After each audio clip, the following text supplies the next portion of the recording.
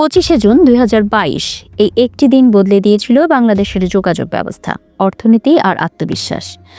আজ ঠিক ৩ বছর পর প্রশ্ন উঠছে, পদ্মা সেতু কি শুধু স্বপ্ন ছিল, নাকি অর্থনীতিতেও এনে দিয়েছে বাস্তব সাফল্য? গত ৩ বছরে কত গাড়ি পার হয়েছে, কত টাকা টোল আদায় হয়েছে ও ঋণ পরিশোধে কতটা সহায়ক হচ্ছে পদ্মা সেতু? বাংলাদেশ সেতু কর্তৃপক্ষের তথ্য অনুযায়ী মাত্র ৩ বছরে পদ্মা সেতু পার হয়েছে ২,২৯,২২,৬৭৫টি যানবাহন। এটা শুধু সংখ্যা নয়, এটা দক্ষিণ অঞ্চলের মানুষের বদলে যাওয়া জীবনের গল্প।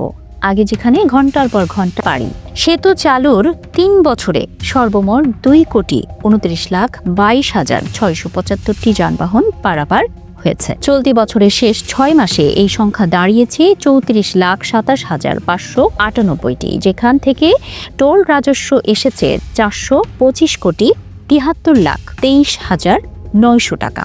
প্রতি বছরই বেড়েছে গাড়ি, বেড়েছে আয়। প্রতি বছর পদ্মা সেতুতে যানবাহন পারাপার ও টোল আদায়ের পরিসংখ্যান অনুযায়ী প্রথম বছরে মোট ৫৬,৯৪,৮৯৯টি যানবাহন পারাপার হয় এবং টোল রাজস্ব আসে ৭৯৮,৬০,৯৩,৭০০ টাকা। দ্বিতীয় বছরে এই সংখ্যা ৬৮,১,৩৭৪টি এবং টোল আদায় হয়েছে ৮৫০,৪৩,৫৬,৩৫০ টাকা। তৃতীয় বছরে ৬৯,৭৭,৩৩৪টি যানবাহন পারাপার হয় এবং টোল রাজস্ব আসে ৮৫৮,৮৭,০২,৫৫০ টাকা। এছাড়া বিশেষ উৎসব বা ছুটির দিনগুলোতে পদ্মা সেতুর টোল রাজস্বে নতুন রেকর্ড গড়েছে। ২০২৫ সালের ঈদ উল আজহা উপলক্ষে ৫ জুন ২৪ ঘন্টায় ৫২,৪৮৭টি যানবাহন পারাপারের মাধ্যমে একদিনে সর্বোচ্চ টোল আদায় হয়েছে ৫,৪২,২৮,০০০ টাকা। পরদিন ৬ জুন ৪০,১১৮টি যানবাহন পারাপার হয়ে টোল রাজস্ব আসে ৪,৪৭,৯৪,৩০০ টাকা, যা একদিনে সর্বোচ্চ পঞ্চম রেকর্ড। এই সংখ্যাই বলে দেয় পদ্মা সেতু এখন দেশের অর্থনীতির এক চালিকা শক্তি। পদ্মা সেতুর মোট